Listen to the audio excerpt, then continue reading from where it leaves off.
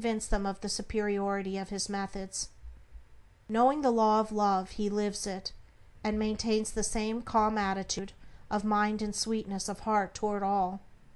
The debased and virtuous, the foolish and the wise, the learned and the unlearned, the selfish and the unselfish, receive alike the benediction of his tranquil thought. You can only attain to supreme knowledge, this divine love, by unremitting endeavor and self-discipline, and by gaining victory after victory over yourself. Only the pure in heart see God, and when your heart is sufficiently purified, you will enter into the new birth, and the love that does not die, nor change, nor end in pain and sorrow, will be awakened within you, and you will be at peace. He who strives for the attainment of divine love is ever seeking to overcome the spirit of condemnation, for where there is pure spiritual knowledge, condemnation cannot exist, and only in the heart that has become incapable of condemnation is love perfected and fully realized.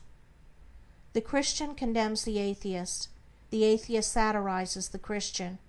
The Catholic and Protestant are ceaselessly engaged in wordy warfare, and the spirit of strife and hatred rules where peace and love should be.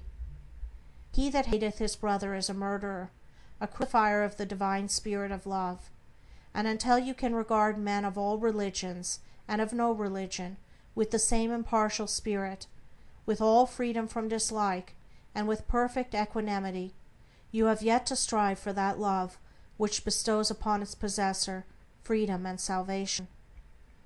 The realization of divine knowledge, selfless love, utterly destroys the spirit of condemnation, disperses all evil, and lifts the consciousness to that height of pure vision where love, goodness, justice are seen to be universal, supreme, all-conquering, indestructible. Train your mind in strong, impartial, and gentle thought. Train your heart in purity and compassion. Train your tongue to silence and to true and stainless speech.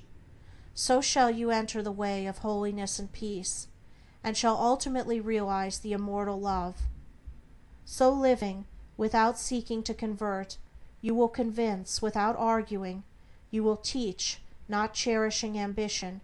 The wise will find you out, and without striving to gain men's opinions, you will subdue their hearts. For love is all-conquering, all-powerful. The thoughts and deeds and words of love can never perish. To know that love is universal, supreme, all-sufficing, to be freed from the trammels of evil, to be quit of the inward unrest, to know that all men are striving to realize the truth, each in his own way, to be satisfied, sorrowless, serene. This is peace. This is gladness. This is immortality. This is divinity. This is the realization of selfless love. I stood upon the shore and saw the rocks resist the onslaught of the mighty sea, and when I thought how all the countless shocks they had withstood through an eternity, and I said to wear away from this solid main the ceaseless efforts of the waves are vain. But when I thought how they the rocks had rent, and saw the sand and shingles at my feet, poor passive remnants of resistance spent, tumbled and tossed where they the waters meet, then saw I ancient landmarks neath the waves, and knew the waters held the stones their slaves.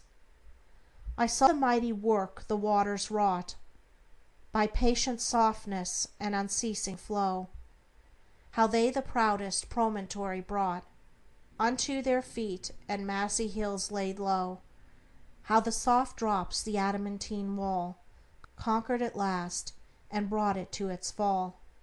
And then I knew that hard resisting sin should yield at last to love's soft ceaseless roll, coming and going, ever flowing in upon the proud rocks of the human soul, that all resistance should be spent and past, and every heart yield unto it at last. End of Chapter 4. Recording by Andrea Fiore.